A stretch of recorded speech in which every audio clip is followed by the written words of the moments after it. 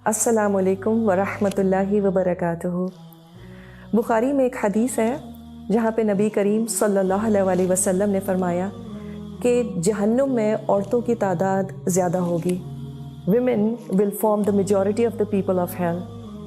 इस बात से अक्सर औरतें बहुत डिस्टर्ब हो जाती हैं और वो कहती हैं ये कैसे हो सकता है, हम इतना कुछ करते हैं अपने ख़ानदानों के लिए और हम फिर भी जहन्नुम में सबसे ज़्यादा होंगे।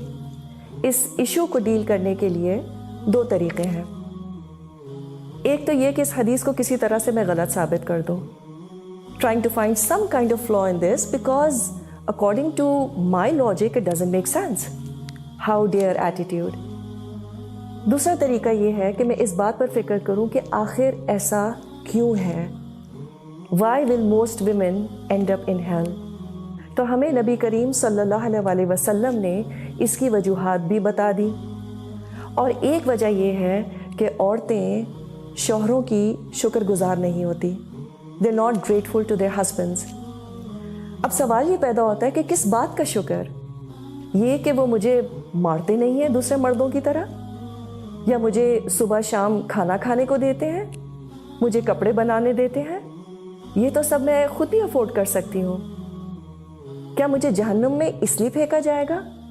तो फिर मैं क्या कर सकती हूँ। सवाल ये पैदा होता है कि क्या आपके शौहर सिर्फ एक ब्रेड विनर की जिम्मेदारी ही पूरी करते हैं? क्या उन्होंने कभी आपकी परेशानी में आपको अच्छा मशवरा नहीं दिया? क्या उन्होंने कभी आपकी बीमारी में आपका सर नहीं दबाया, आपका ख्याल नहीं रखा?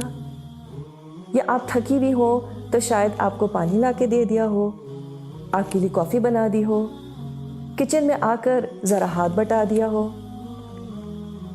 कुछ नहीं तो साथ आकर खड़े हो गए हो just to give you company. बच्चे जब तंग कर रहे हो तो उनको समझाया हो कि देखो mama does a lot for you, be nice to her. शायद बीच रात में कभी आपकी तबीयत ख़राब हो गई हो और वो उठकर फार्मेसी से आपके लिए दवा ले आए हो। शायद घर की कभी उन्होंने ग्रोसरी कर दी हो और ये भी हो सकता है कि एक आध दफ़ा ग्रोसरी बैग में से आपकी फेवरेट चॉकलेट निकल आई हो।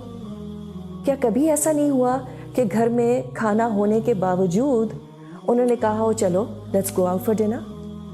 क्या ये कभी नहीं हुआ कि घर की छोटी मोटी चीज़ें, कोई नल का ख़राब हो गया हो और उन्होंने अपना आधा संडे उसको ठीक करने में लगा दिया हो? और क्यों? क्योंकि आपको परेशानी हो रही थी। And I can keep going on and on. हाँ, ये बिल्कुल हो सकता है कि ये तमाम बातें आपके शौहर ना करते हों। सब शौहर इतने एक्सप्रेसिव नहीं होते। तब भी अगर हम उनकी ज़िंदगियों को देखें तो आम तौर पर सुबह से शाम तक वो जो इतनी मेहनत करते हैं, किसके लिए करते हैं? और क्या ये आसान है? हम कहते हैं सब मर्द करते हैं, what is the big deal? अगर हमारे शौहर हमें कहीं ये कह दें कि what is the big deal, सारी औरतें बच्चे पैदा करती हैं, उठो एंड गेट गोइंग, हमें तो लिटरली आग लग जाए, रोना धोना और पता नहीं किस किस को फ़ोन कर डालें कि इनको तो मेरी कदर ही नहीं है। तो मर्द पत्थर के नहीं बने होते, उनका सुबह से शाम तक काम करना इज़ अ बिग डील। और हमें करना भी क्या है अपने आप को जहन्नुम से बचाने के लिए? एक लफ्ज़ अप्रिसिएशन का, थैंक यू सो मच, बस that's all Allah aspects from us. जब वो घर आते हैं तो चाय पूछ ली, कुछ प्लेजेंट बातें कर ली, कभी कभी कुछ भी करने की ज़रूरत नहीं होती, बस अपना सारा काम छोड़ के ज़रा हाल हुलिया ठीक करके उनके पास बैठ जाएं जाकर। और इसकी आदत बच्चों को भी डालें। कभी माएँ पिकनिक वगैरह पर अपने बच्चों के साथ क्रिकेट खेलने की कोशिश करती हैं, तो मैं तो एटलीस्ट अपने बच्चों को कहती हूँ देखो इजी बॉल कराना प्लीज़। अल्लाह सुब्हाना ताला is so merciful to us women, he knows us too well.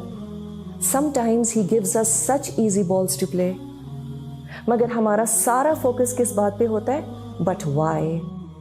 थोड़ा सा ज़रा हाउ भी देख लें। It can't get easier than this. And to think of it, Allah ने छोटी छोटी बातों में हम औरतों के लिए इतने बड़े बड़े रिवॉर्ड्स रखे हैं। अल्लाह को ट्रस्ट करके तो देखें। It's all about how we perceive his commands. So the trick is to forget about why and focus on how. It doesn't get simpler than this.